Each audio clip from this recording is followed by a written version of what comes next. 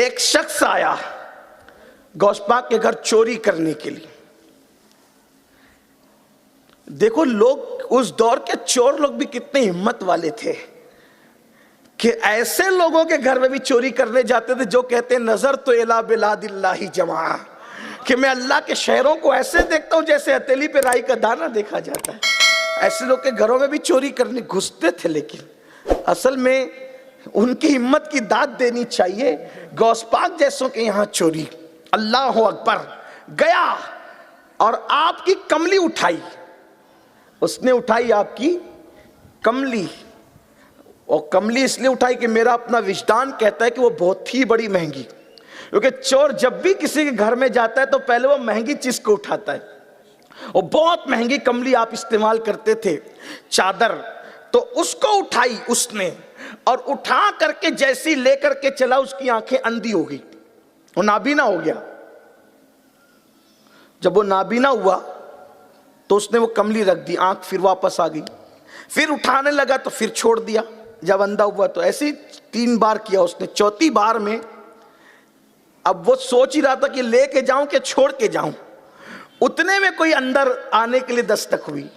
جب دروازہ کھلا تو کوئی آنے والا آیا، لیکن وہ پہچان نہ سکا، لیکن الفاظ یوں ترتیب پائے: حضور ایک شہر کا قطب انتقال فرما گیا ہے، ایک شہر کا قطب انتقال کر گیا ہے، اب آپ جس کو کہیں گے اس کو قطب بنایا جائے علاقے کا.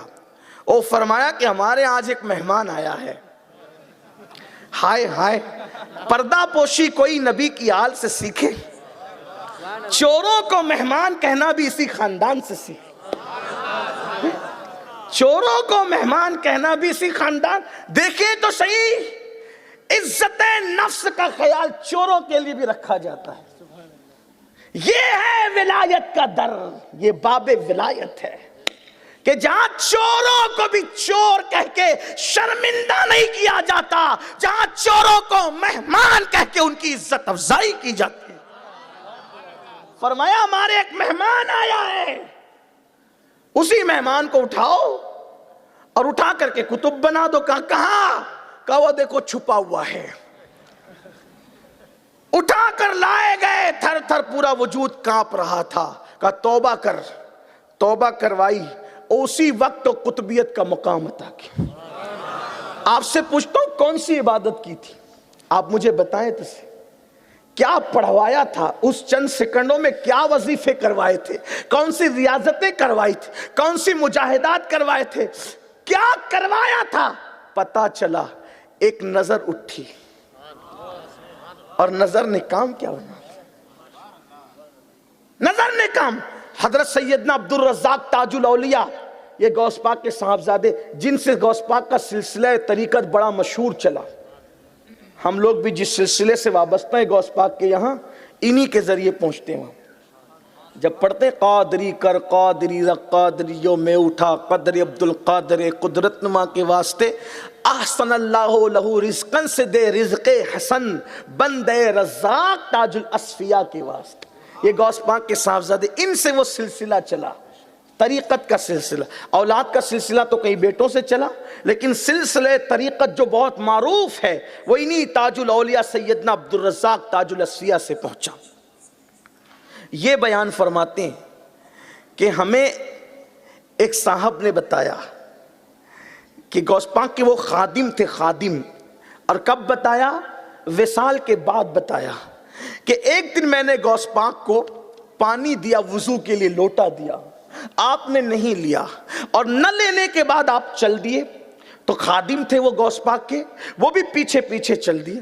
کہ تھوڑی دیر چلے ہوں گے کہ بغداد کا گیٹ آ گیا، دروازہ وہ خود بخود کھل گیا.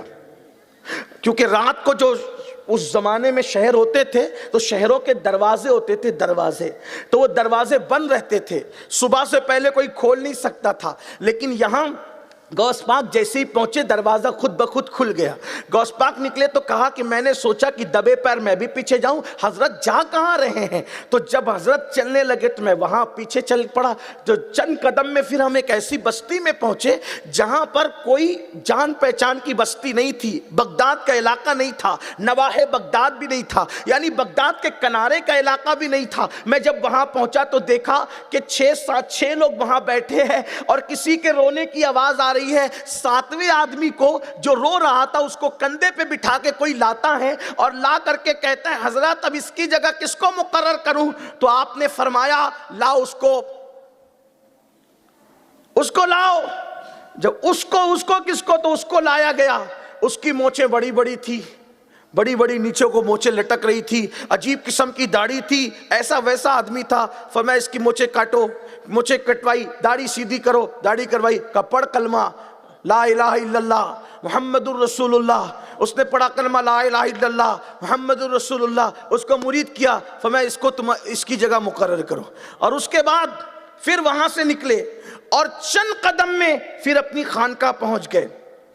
मैं तो भागा, रात का वक्त था, मुझ पर ऐसी हैबत तारी थी इस मंजर की वजह से मैं बयान नहीं कर सकता था। सुबह जब पढ़ने के लिए आया तो हजरत की हैबत की वजह से पढ़ नहीं सकता था। जब सब तलबा इधर उधर हो गए तो मैंने कहा अल्लाह की कसम देकर कहता हूँ रात का मंजर मैंने देखा है, बताएं क्या है। फरमाया मैं गाफिल नहीं हूँ, तू देख रहा था मुझे पता है, लेकिन पहले वादा कर जब तक मैं ज़मीन पे हयात रहूँगा ये वाक़या तू किसी को बयान नहीं करेगा। मेरे विसाल के बाद इसको बयान करना, विसाल से पहले बयान न करना। का मैं वादा करता हूँ कि जब तक आप ज़मीन पे हयात रहेंगे ये वाक़या मैं किसी से बयान नहीं करूँगा।